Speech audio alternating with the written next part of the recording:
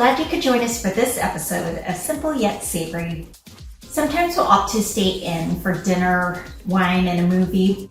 So today we're going to create the date night setting with some seared ahi, ramen, and a side of spinach.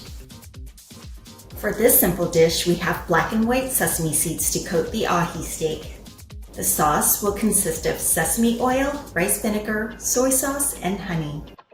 Then the sides will include baby spinach to saute with garlic, in addition to ramen noodles. This one is made from millet and brown rice. We have green onion for its bright color, taste, and texture.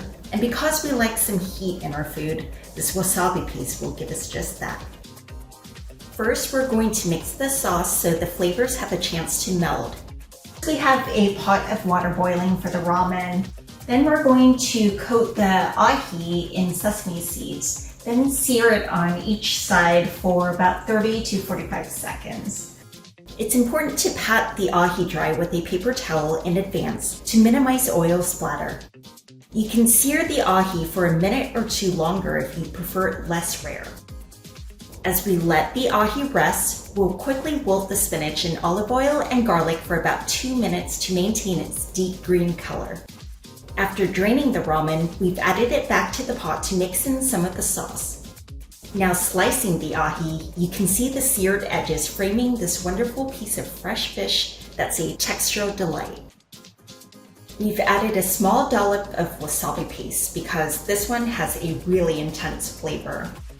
Top off the ramen with some sesame seeds and green onion. Then drizzle the sauce over the seared ahi for a true umami bomb with every bite. And that was simple seared ahi. It took less than 15 minutes to prepare. It's light and easy to eat, especially for date night. It's also the perfect presentation for any occasion. Thank you for watching this episode of Simple Yet Savory. Hope you'll tune in for the next one, and until then, enjoy. Ready for movie time? Yes, I am. Looks delicious.